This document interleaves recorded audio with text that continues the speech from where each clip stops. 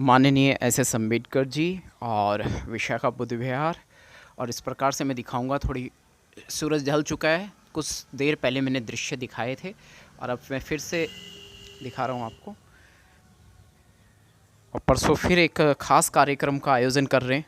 मैं विशाखा बुद्ध विहार का संस्थापक हूँ। जी जी जी। आप सबको, पूरी दुनिया के लोगों को भगवान बुद्ध का जो आज दीपदान उत्सव है ये मंगलकारी हो, और सभी को बहुत बहुत साधुवाद है। आज का महान पावन पर्व दीपदान उत्सव सबको मंगलकारी हो, सबके लिए मंगलकारी हो। बहुत ही बहुत साधुवाद मेरी तरफ से आप सभी संसार के सभी लोगों को मेरी शुभकामनाएं। अथाह सागर हैं, अथाह भंडार हैं और बहुत अच्छा काम कर रहे हैं। बस यही है कि आप लोग यहाँ आएँ विशाखा बुद्ध विहार में और यहाँ के माहौल का आनंद लें और बुद्धिज़्म को अपने जीवन में अपनाएं, लागू करें। बहुत बहुत साधुवाद है। आप कभी भी यहाँ आइए। हमने यहाँ लगभग सारी व्यवस्थाएं कोशिश करी हैं, रखी हैं। आप रात को भी या किसी भी टाइम 24 आवर्स किसी भी टाइम यहाँ आ सकते हैं। 24 घंटे हमने यहाँ माता सुजाता के नाम से रसोई का भी निर्माण किया है। जी जी। और तो बेटी के नाम से विशाखा बुद्ध विहार बेटी के नाम से नहीं है, ये अग्र उपासिका हुई है बौद्ध धर्म में विशाखा। हाँ जी, जिस जो भगवान बुद्ध और उनके पवित्र भिक्षु संघ को चीवर दान देने में सफल रही, वो अग्र उपासिका हुई है बौद्ध धर्म की। महा उपासिका विशाखा के नाम से हमने इस बुद्ध विहार का नाम भी रखा है और अपनी बेटी का नाम भी उसी महान विशाखा के नाम से रखा है। जो पुत्र वधू की आप कहानी सुना रहे थे, ये वही विशाखा है? हाँ, ये वही विशाखा हैं। ये अग्र महाउपासिका जिसके ससुर थे सेठ मिगार, जो जैन धर्म को मानते थे। उनके जो जब विशाखा ब्याह करके, विशाखा बौद्ध थी और वो जैन थी, जैन परिवार में वो ब्याह करके गई। सेठ मिगार के पुत्र से जब उन्होंने शादी की तो पहली रात को उन्होंने एक घोड़ी को जो प्रसव पीड़ा से जूझ रही थी उसकी सेवा करी। और सुबह उन निखंडनाथ जो उस टाइम के जो उनके धर्मगुरु थे, जैनियों के जो गुरु, उनके ससुर के गुरु थे, वो काफ़ी नगन भिक्षुओं के, नगन साधुओं के साथ वहाँ पधारे, जैनी साधुओं के साथ। और जैसे ही उन्होंने आवाज़ दी तो क्योंकि ये विशाखा उस घर की बहू थी और इसने आकर के अभिवादन के तौर पर जैसे ही वो आई तो उसने नगन साधुओं को देख करके, जैनी साधुओं को देखकर वो घबरा गई और वो जा कर के जोर जोर से रोने लगी। इस बात को लेकर के वो जो उनका जो जैन गुरु था, धर्मगुरु, उसने इस पर आपत्ति जताई और उसने कहा कि तुम कैसी बहू ब्याह कर ले आए हो, इस बहू को इनके परिवार वहाँ वापस भेज दो। और ये नहीं तो उस दौरान विशाखा ने कहा कि नहीं, मैं ऐसे नहीं जाऊंगी। मेरे परिवार की तरफ से भी 5 लोग आएँ, मेरे सगे संबंधी 5 लोग आएँ, इधर से भी 5 लोग इकट्ठे हों और मेरे से जवाब मांगें, और यदि मैं उसमें गलत पाई गई तो मैं अपने घर लौट जाऊंगी, लेकिन मैं ऐसे अपने घर नहीं जाऊंगी। तब जो प्रश्न उत्तर हुआ और जो पंचायत हुई दोनों तरफों के, उसमें सेठ मिगार ने अपनी उस महान पुत्र वधू को, इतनी विद्वान उपासिका को जब तर्क देते हुए उस जैन मुनि को निरुत्तर कर दिया तो उसने वो अपने पुत्र वधू के पैरों में गिर गए और उन्होंने कहा तुम मेरी पुत्र वधू नहीं, तुम मेरी माँ के समान हो। तो ऐसा महान धम्म जिसमें सेठ मिगार जो ससुर है वो पुत्र वधू के पैरों में गिरता है, जिसमें राजा शुद्धोधन अपने पुत्र बुद्ध के चरणों में गिरते हैं, ऐसा महान, जिसमें अनाथ पिंडक भगवान बुद्ध के लिए, भिक्षु संघ के लिए जो सोने की असरफियाँ बिछा करके और जेतवन विहार को राजकुमार जेत से, राजकुमार का जो बाग है जेतवन विहार, उसको खरीदते हैं। ये महान वो है, ये अनाथ पिंडक का धम्म है, जो मतलब कितना महान धम्म है ये, जिसके आदि में कल्याण, मध्य में कल्याण और अंत में कल्याण है। इसी माता विशाखा बौद्ध थी, जिनके नाम से हमने बिटिया का भी नाम रखा है और विशाखा बुद्ध विहार भी बनाया है। इनकी महिमा मतलब जो आपने सुनाई है, ये पहले से ही बुद्धिज्म में थी, बचपन से ही ये बौद्ध थी। ये और किस समय की बात है, कुछ हम जान सकते हैं? ये गौतम बुद्ध के कितने साल कितने ज़्यादा समय की बात नहीं है, जब जो है भगवान बुद्ध के समकालीन थी।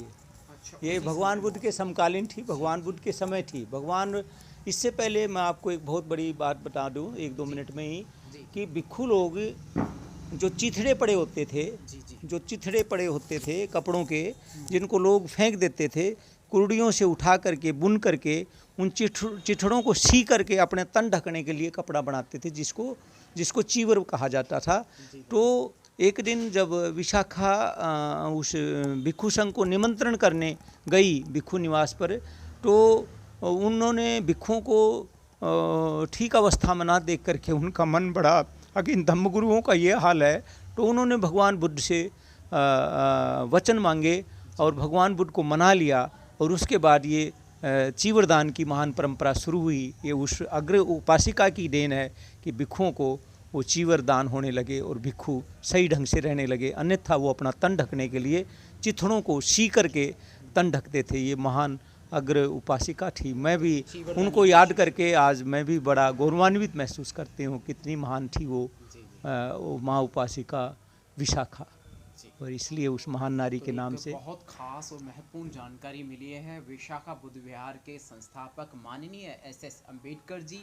और मैं लगातार 2017 से यहाँ आ रहा हूँ, कंटिन्यू समय समय पर आता रहता हूँ, और मुझे इनके पास आके बहुत अच्छा लगता है। अंत में यही है कि भगवान बुद्ध ने जो 60 भिक्षुओं को जो धम्मोपदेश दिया, चर्त भिक्षु चारिकम बहुजन हिताय बहुजन सुखाय लोक अनुकंपाय अथाय हिताय, हे भिक्षुओं चारों दिशाओं में विचरण करो बहुजनों की भलाई के लिए, बहुजनों के सुख के लिए, और इस लोक पर अनुकंपा करने के लिए, इस लोक पर अनुकंपा करने के लिए तुम विचरण करो। जिस धम्म के आदि में कल्याण है, मध्य में कल्याण है और अंत में कल्याण है। तो भगवान बुद्ध के लिए यही है कि हमारा जो विशाखा बुद्ध विहार का मकसद है कि इस महान इस लोक पर अनुकंपा करने के लिए हम विचरण करें, हम भगवान बुद्ध के सिद्धांतों को, संदेशों को पूरी दुनिया में फैलाएं, पुनः फैलाएं। चारिका का यही एकमात्र उद्देश्य है। आज के भिक्षु तो करते नजर नहीं आते, इसीलिए भगवान बुद्ध, इसीलिए दूसरे सम्यक संबोध बहुत अच्छा प्रश्न किया है नंदकिशोर बौद्ध जी ने। इसीलिए जब महाथेरा उस टाइम के महान विद्वान, सबसे महान भिक्षु महाथेरा चंद्रमणि से जब बाबा साहब ने बौद्ध धर्म की दीक्षा ली नागपुर में, तो उनको कहा गया कि आप संघ की शरण जाओ, भगवान बुद्ध की शरण जाओ, धम्म की शरण जाओ, और अंत में कहा गया संघ की शरण।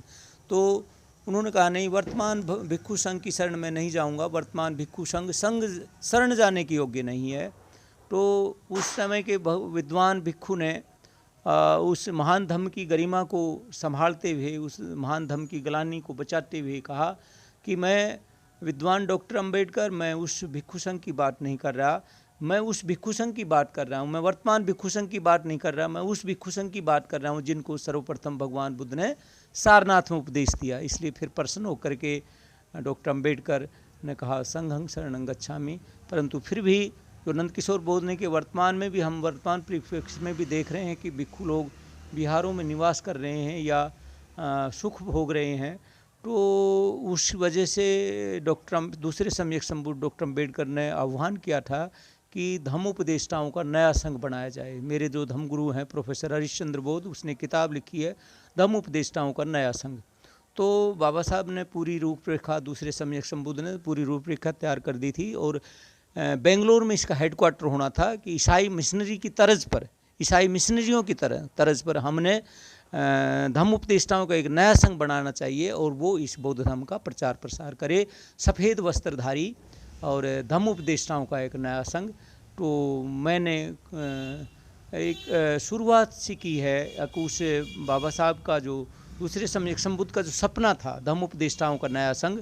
इसलिए मैंने अपने आप को ये डिक्लेयर सा कर दिया कि हम एक धम्म उपदेष्टा के तौर पर काम करें। तो एज ये राज्य धम्म उपदेष्टा हरियाणा के तौर पर मैंने इस विशाखा बुद्ध विहार का शिलान्यास किया, और आज वो 80% बन चुका है। शिलान्यास से पहले भी काफी समय से पहले आप बुद्धिज्म का यहाँ, हाँ, मैं 88 में बौद्ध बना था। अशोक स्तंभ स्थापना भी करी थी। मैंने अपने पिता की पावन स्मृति में राजकीय वरिष्ठ माध्यमिक विद्यालय जो जिहाल गांव है, Kosli sub division, district Rewari, Haryana में, वहाँ मैंने अपने पिता की पावन स्मृति में अशोक स्तंभ का निर्माण करवाया। बाकी बहुत ही साधुवाद है, रखने की भी जगह नहीं थी, इतनी बहुत भारी हुई थी। अच्छा लगा है कि अपने श्रेष्ठ पुरखों को इस तरह हम सम्मान दें। और ये जो अशोक स्तंभ है ये सम्राट अशोक से संबंधित तो है, लेकिन ये पूरी तरह भगवान बुद्ध से संबंधित है। भगवान बुद्ध के जन्म से लेकर मृत्यु तक की, महापरिनिर्वाण तक की घटनाओं को इसमें सम्राट अशोक ने उल्लेखित करवाया है। लेकिन चूंकि ये सम्राट अशोक ने बनवाया था इसलिए इसको अशोक स्तंभ कहा जाने लगा। वास्तव में सम्राट अशोक ने ये भगवान बुद्ध से रिलेटेड, भगवान बुद्ध से संबंधित यह अशोक स्तंभ है जो भगवान बुद्ध की जन्म से लेकर के महापरिनिर्वाण तक की यात्रा का बहुत सुंदर वर्णन करता है। और डॉक्टर अंबेडकर ने फिर इसको राष्ट्रीय चिन्ह के तौर पर भारत को दिया। जी जी। बौद्धिक शिलालेख और सम्राट अशोक कालीन शिलालेखों को तक्षशिला यूनिवर्सिटी को, नालंदा यूनिवर्सिटी को नष्ट करने की पुरजोर कोशिश की गई है। शिलालेख भी मिटा दिए आर्यंस ने, क्या कहेंगे सर? देखो ये तो कुत्सित प्रयास है, घृणित प्रयास है इस महान देश का। ये कहें कि इस संसार का कोई, इस ब्रह्मांड में सबसे महान जो महानतम पुरुष है, महामानव है, वो बुद्ध है। और बुद्ध को नेस्तनाबूत नहीं किया जा सकता। बुद्ध के शिलालेखों को मिटाने से या बुद्ध के स्मारकों को मिटाने से या बुद्ध के चित्रों को मिटाने से बौद्ध धर्म का लोप नहीं हो सकता। पूरे संसार में बुद्ध के संदेश समाहित हैं।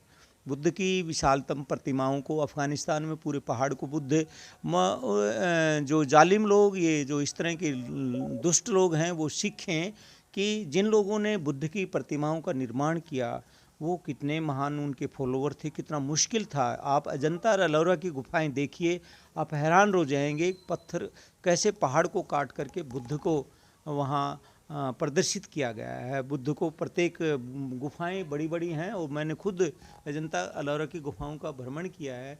उन लोगों की आस्थाएं देखे। इस संसार को बुद्ध बचा रहा है और ये जालिम लोग, ये अत्याचारी लोग सब समय रहेंगे। बुरे लोग और अच्छे लोग हमेशा रहेंगे। अच्छे लोग, इंसान जग हमेशा रहे हैं, आज भी और कल भी रहेंगे। भगवान बुद्ध का खुद चचेरा भाई भगवान बुद्ध को मारने के लिए उसने पहाड़ से पत्थर को गिरा दिया था, जिससे भगवान बुद्ध के पैरों में चोट आई और उन्होंने पैरेलल भिक्षु संघ भी बनाया। लेकिन भगवान बुद्ध के विचारों को, भगवान बुद्ध के जो महान मंगलतम विचार हैं उनको नष्ट नहीं किया जा सकता। कोई नहीं कर सकता, चाहे उनकी स्टेचों को नष्ट करे। गांधी ने तथागत गौतम बुद्ध के विषय में कभी कोई बात नहीं करी, राष्ट्रपिता गांधी। दरअसल वो ना तो राष्ट्रपिता ही थे, ना वो, उनकी आत्मकथा ही संसार के लोग पढ़ सकते हैं। उनकी आत्मकथा ही पढ़ लीजिए कि गांधी कैसे थे। मैं कुछ नहीं बता पाऊंगा। और वो राष्ट्रपिता नहीं थे, ये मैं बता सकता हूँ कि वो राष्ट्रपिता नहीं थे, क्योंकि भारतीय संविधान में उसका कोई वो नहीं है। उसके अनुयायियों ने उसको राष्ट्रपिता बना दिया। वास्तव में वो राष्ट्रपिता के लायक भी नहीं थे। और उनकी आत्मकथा में इससे आप उनके द्वारा लिखी खुद की आत्मकथा है, वो आप पढ़ लीजिए, उससे पता लगा लेंगे कि गांधी कितने महान थे। जी, बहुत बहुत साधुवाद, बहुत बहुत शुक्रिया। और जितना भी मैं आपके विषय में जानकारी देने की कोशिश करूँगा, बताने की कोशिश करूँगा, तो शब्द नहीं है, कमज़ोर पड़ जाएंगे।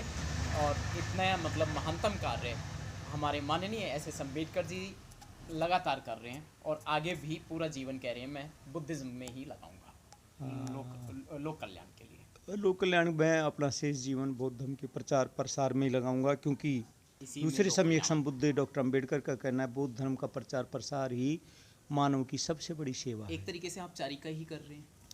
हाँ, कोशिश तो चारिका की है, बाकी और चारिका को प्रसार में लगे हुए तो चारिका हो गई। और भी चारिका के लिए भी प्रयास करेंगे, परंतु फिलहाल हम यहाँ से ही संदेश दे रहे हैं ताकि यहाँ लोग आएँ और धर्म को सीखें, भगवान बुद्ध के जो उपदेश है उनको समझें या उनको प्राप्त हो, आसानी से सुलभ हो।